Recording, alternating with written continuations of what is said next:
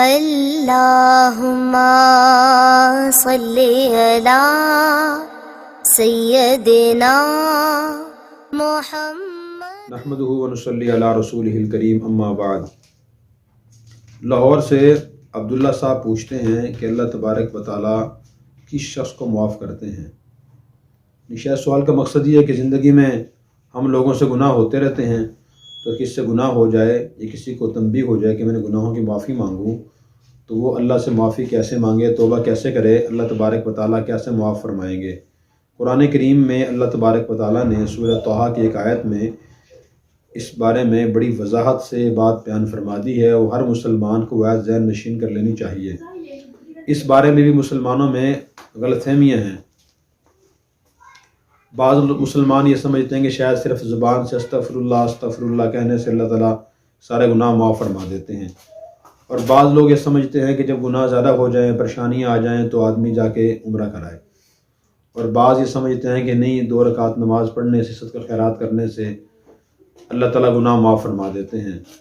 تو یقیناً ایک حد تک یہ بات درست ہے۔ احادیث سے معلوم ہوتا ہے کہ جو صغیرہ چھوٹے گناہ ہوتے ہیں، اللہ تبارک و تعالیٰ وہ چھوٹے چھوٹے نیک اعمال سے معاف فرما دیتے ہیں۔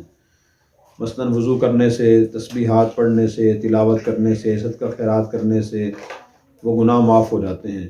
لیکن جو بڑے گناہ ہیں، کبیرہ گناہ اور بندوں کی حق تلفی کے گناہ ہیں، وہ صرف توبہ استغفار سے، چھوٹے نیک اعمال سے معاف نہیں ہوتے۔ تو ان کے بارے میں اللہ تبارک و تعالیٰ نے سورہ طٰہٰ میں ضابطہ بیان فرمایا، اور اس آیت سے معلوم ہوتا ہے کہ توبہ قبول ہونے کے لیے، گناہ معاف ہونے کے لیے 4 شرائط ہیں۔ اللہ تعالیٰ فرماتے ہیں وَإِنِّي لَغَفَّارٌ لِمَن تَابَ وَآمَنَ وَعَمِلَ صَالِحًا ثُمَّ اهْتَدَىٰ، میں یقیناً اس شخص کو بہت زیادہ معاف کرتا ہوں۔ نمبر 1، جو توبہ کر لے۔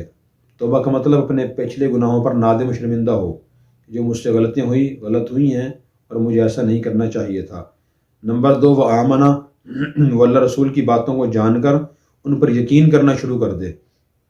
اور نمبر 3، وہ عامل صالحہ، وہ نیک اعمال شروع کر دے، یعنی کم از کم دین کے فرائض اور واجبات کو ادا کرنا شروع کر دے، اس میں غفلت کوتاہی سستی نہ کرے، اور ان اعمال کو دین کی تعلیمات کے مطابق ادا کرنا شروع کرے۔ اور نمبر 4، ثم اهتدیٰ، پھر وہ صحیح راستے پر چلتا بھی رہے، 1-2 دن یہ کام کر کے چھوڑے نہ، تو اس آیت میں اللہ نے بتا دیا کہ میں اسے معاف کر دوں گا۔ اور جو اس طرح توبہ نہیں کرتا تو اللہ اسے معاف نہیں فرماتے۔ اس کے بارے میں اللہ تعالیٰ نے اس آیت سے چند آیات پہلے ارشاد فرمایا اِنَّهُ مَن يَأْتِ رَبَّهُ مُجْرِمًا فَإِنَّ لَهُ جَهَنَّمَ، کہ جو میرے پاس مجرم بن کر آئے گا اس کے لیے جہنم ہے، لا يَمُوتُ فِيهَا وَلَا يَحْيَا، نہ اس میں وہ زندہ رہے گا اور نہ مرے گا، یعنی ہوگا تو زندہ لیکن وہ زندگی موت سے بدتر ہوگی۔ تو اس لیے ہمیں اس طرح توبہ کرنی چاہیے۔ اگر اس طرح انسان توبہ کر لے تو اللہ تعالیٰ اسے گناہ معاف فرما دیتے ہیں۔ نبی کریم صلی اللہ علیہ وسلم نے ارشاد فرمایا التائب من الذنب کمن لا ذنب لہ، کہ جو گناہ سے توبہ کر لیتا ہے شرائط کے مطابق تو وہ ایسا ہو جاتا ہے گویا اس نے گناہ کبھی کیا ہی نہیں۔ اللہ تعالیٰ ہمیں اس طریقے سے کثرت سے توبہ کرنے کی توفیق عطا فرمائے۔